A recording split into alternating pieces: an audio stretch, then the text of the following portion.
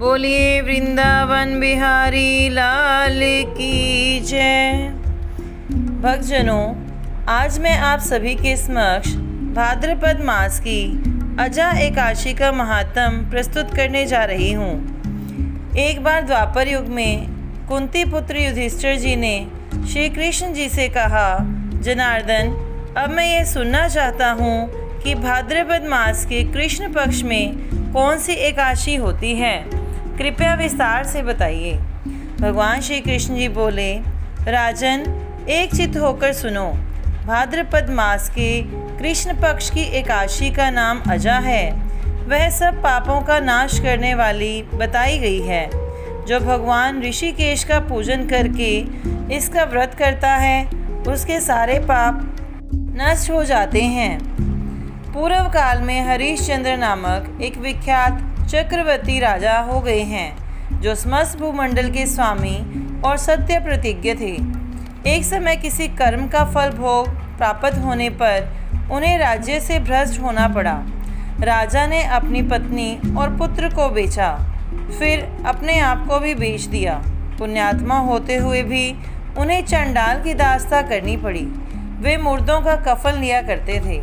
इतने पर भी नृपश्रेष्ठ हरिश्चंद्र सत्य से विचलित नहीं हुए।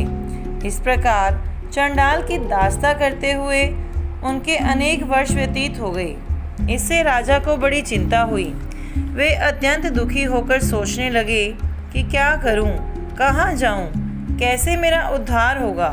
इस प्रकार चिंता करते करते वे शोक के समुंदर में डूब गए।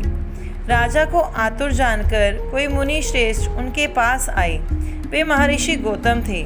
श्रेष्ठ ब्राह्मण को आया देख नृपश्रेष्ठ ने उनके चरणों में प्रणाम किया और दोनों हाथ जोड़कर गौतम जी के सामने खड़े होकर अपना सारा दुखमय समाचार कह सुनाया। राजा की बात सुनकर महर्षि गौतम ने कहा, राजन, भादों के कृष्ण पक्ष में अत्यंत कल्याणमयी अजा नाम की एकादशी आ रही है, जो पुण्य प्रदान करने वाली है। इसका व्रत करो, इससे पाप का अंत होगा। तुम्हारे भाग्य से आज के 7वें दिन एकादशी है। उस दिन उपवास करके रात में जागरण करना। ऐसा कहकर महर्षि गौतम अंतर्ध्यान हो गए। मुनि की बात सुनकर राजा हरिश्चंद्र जी ने उस उत्तम व्रत का अनुष्ठान किया। उस व्रत के प्रभाव से राजा सारे दुखों से पार हो गए। उन्हें पत्नी का सन्निधान और पुत्र का जीवन मिल गया। आकाश में दुंदुभियाँ बज उठी। देवलोक से फूलों की वर्षा होने लगी। एकादशी के प्रभाव से राजा ने अकंटक राज्य प्राप्त किया और अंत में वे पुरजन तथा परिजनों के साथ स्वर्गलोक को प्राप्त हो गए। राजा युधिष्ठिर, जो मनुष्य ऐसा व्रत करते हैं, वे सब पापों से मुक्त हो स्वर्गलोक में जाते हैं। इसके पढ़ने और सुनने से अश्वमेध यज्ञ का फल मिलता है।